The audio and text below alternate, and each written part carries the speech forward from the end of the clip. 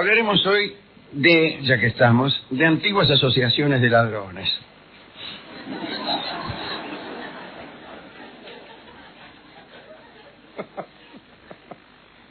Diodoro de Sicilia ha referido que cuando un egipcio quería entregarse al robo, no tenía que hacer más que presentarse frente a un jefe de partida y alistarse en una banda. Desde ese momento trabajaba por cuenta de ese jefe, a quien debía llevarle todo el producto de sus afanos, a cambio de ciertos beneficios que a modo de prima se le aseguraban. Eso es lo que se llamó una organización perfecta del choreo. Se habían dictado incluso terribles castigos contra los afiliados poco escrupulosos, ¿no?, que por ahí retenían alguna parte del botín. Curioso esto de ver a aquellos ladrones preconizando la necesidad de una propiedad inviolable, justamente desde el momento en que ésta había caído en sus manos, no antes. Un detalle curioso. La persona que era víctima de un robo se dirigía a los jefes de las partidas conocidas, describía la clase de objeto robado y el lugar y las circunstancias del robo, y mediante el abono de la cuarta parte de su valor recobraba lo sustraído. No es un detalle muy curioso para el que ha andado mucho en el Gran Buenos Aires. Que no hace falta ir a buscar el antiguo Egipto. La ley de Manu en la India demuestra que en aquel lugar había muchas cuadrillas de salteadores. En un apartado la ley reclama que el rey se dedique con la mayor solicitud a castigar todo atentado contra los bienes de los particulares.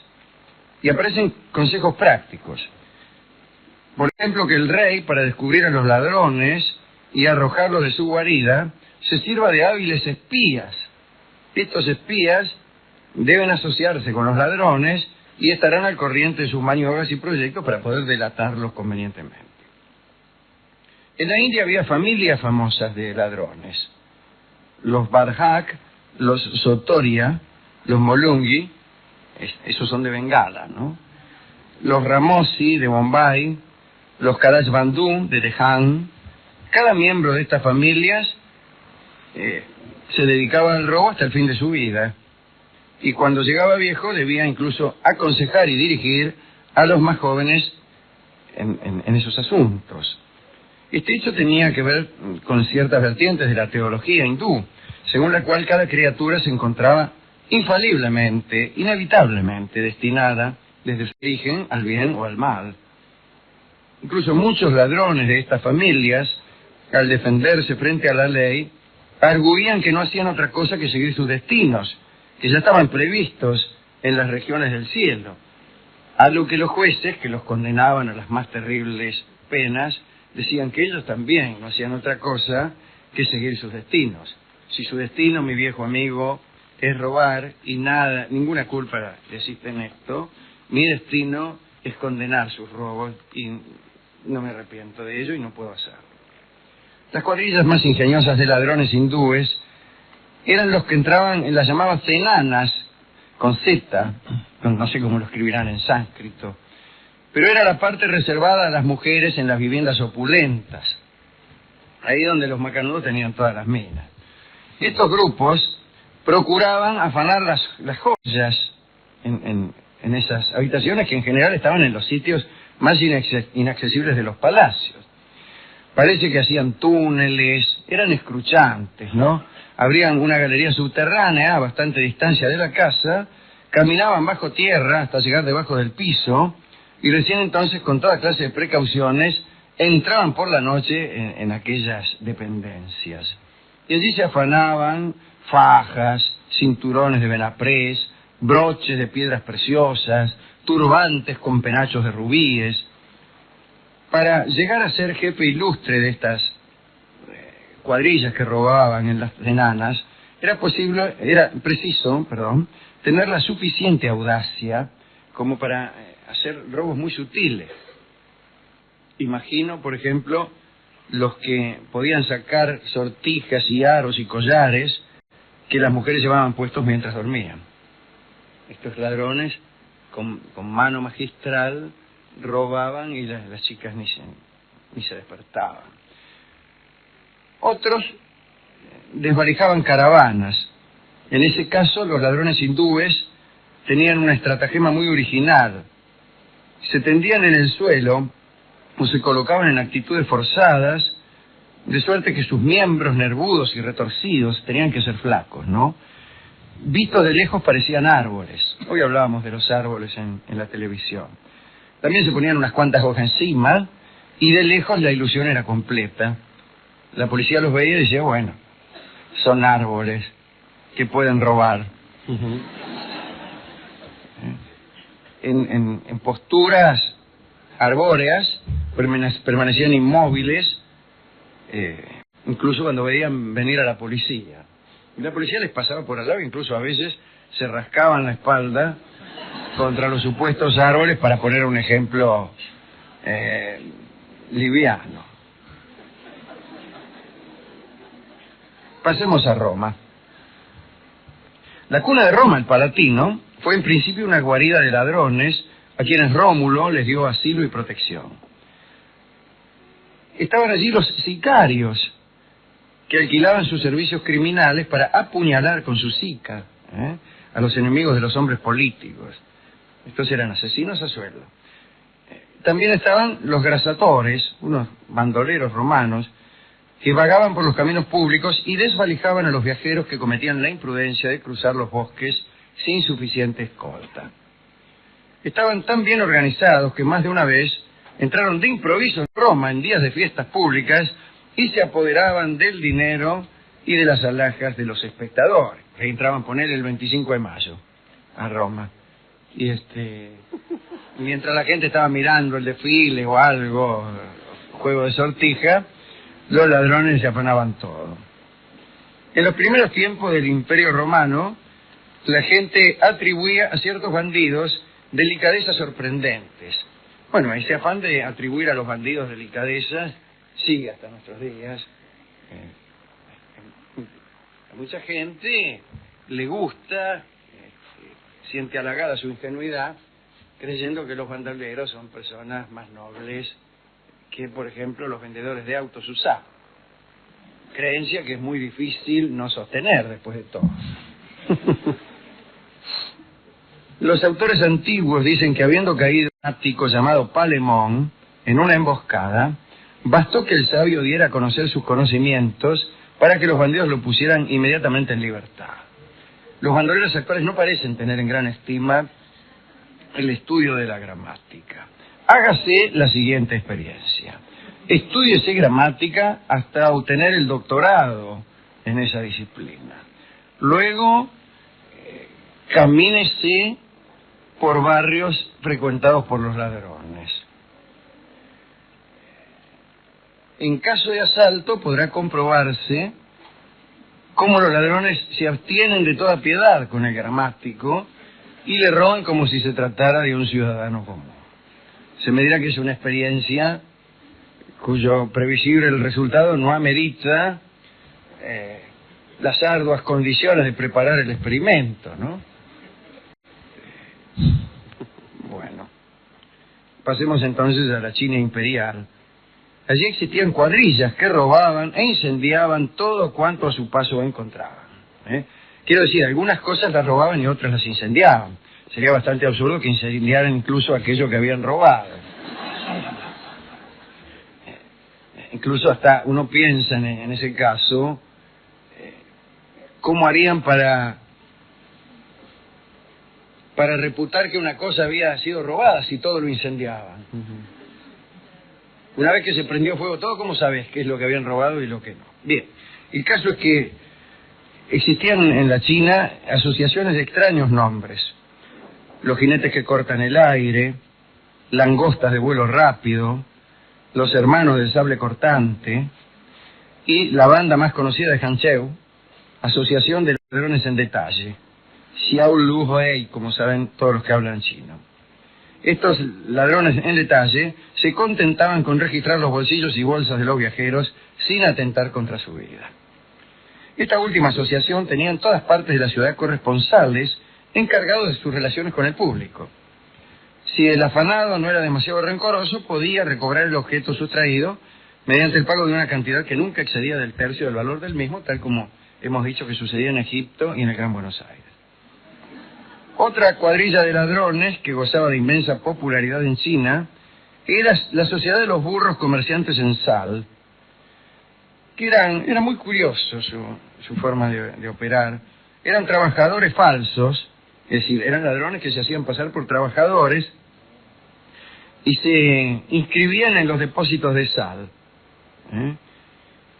Y un día salían rajando y cargaban la sal en burros y se las tomaban y vendían la sal por ahí. Roban sal, va. En la Edad Media la palabra banda o cuadrilla, ¿no?, designó en un principio a una pequeña tropa de mercenarios y ladrones reunidos para marchar bajo el ban o bandera del jefe que los alistaba. Y ahí viene la palabra banda, tal vez. Brantôme los describió así: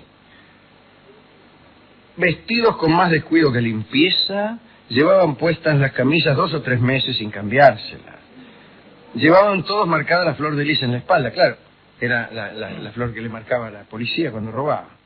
Van desorejados también, claro, les cortaban las orejas a veces. A los criminales se los marcaba con una flor de lis, con un hierro candente, o se les cortaban las orejas. Venía a ser un registro judicial, nadie piensa que había crueldad en aquello. Era un registro judicial, como puede ser las impresiones digitales o la libreta de enrolamiento. En fin. Cuando Felipe Augusto, el rey de Francia, emprendió la expedición, usted que hablaba ayer de los encanecimientos, volvió canoso de las cruzadas. Ajá. Parece que se había asustado.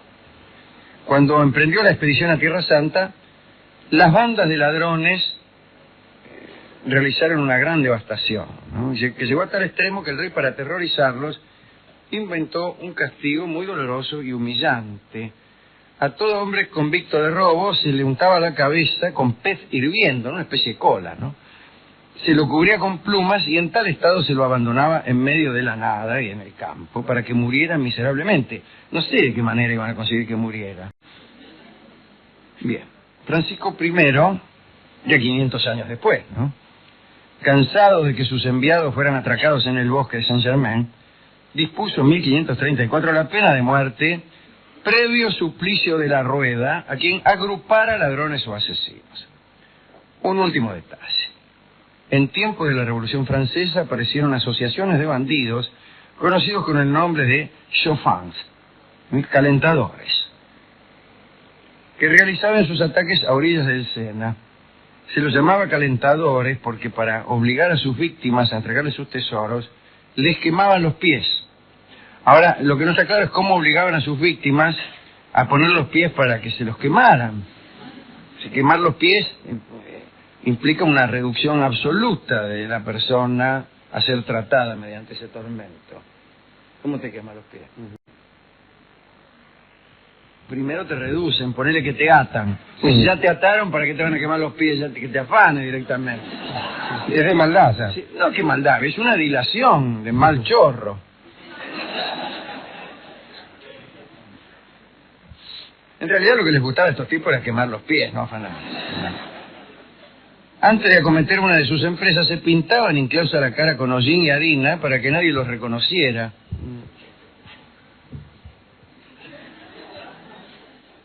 Bueno, ¿cuál le gustó más de todos estos chorros?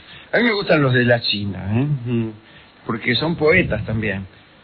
Los nombres de las bandas, los jinetes que cortan el aire, langostas de vuelo rápido, hermanos del sable cortante y asociación de ladrones en detalle son nombres buenísimos. A mí me gustan los ladrones en detalle, que por lo menos no te mataban. No te mataban, claro, eran ladrones.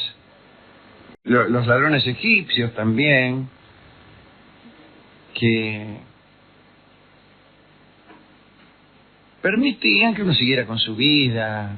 ¿Qué sentido tiene matar, no? Bien. No veo otro. No, me hacen gracia los de la China, ¿no? Los de la India. El famoso argumento del determinismo.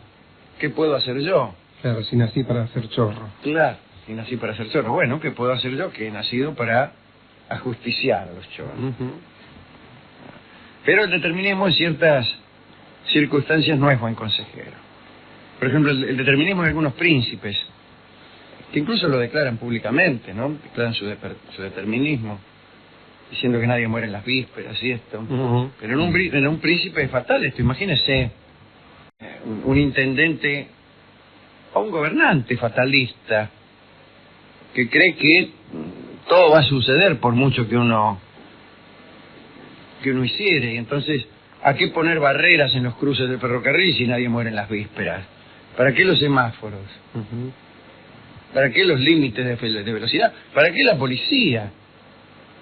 O sea, todos aquellos recursos que el Estado tiene para guiar al destino en un sentido, por ejemplo, una baranda para que la gente no se caiga al río, si uno es determinista y piensa que todo está escrito, carece en absoluto de sentido. ¿Para qué revisamos los aviones? ¿Para qué gastamos plata en mantenimiento? Si se tiene que caer, se va a caer igual, dice el príncipe determinista. Bien, Dios guarde a los pueblos de los príncipes deterministas.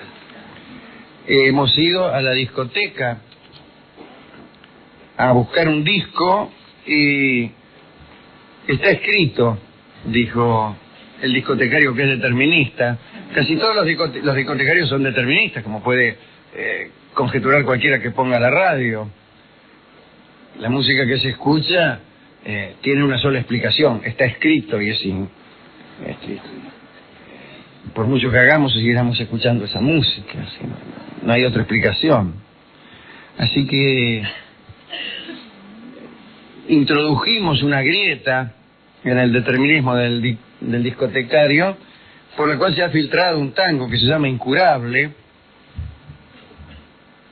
y que justamente se refiere a un ladrón. El incurable es un ladrón, es un ladrón incurable, como estos ladrones de la India y del Egipto que pertenecían a una familia y estaban predestinados, ya no por una inscripción celeste, sino por obligación familiar, a ser chorros.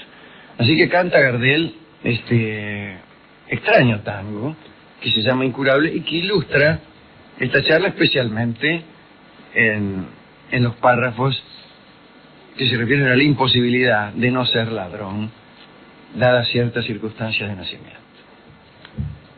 Adelante.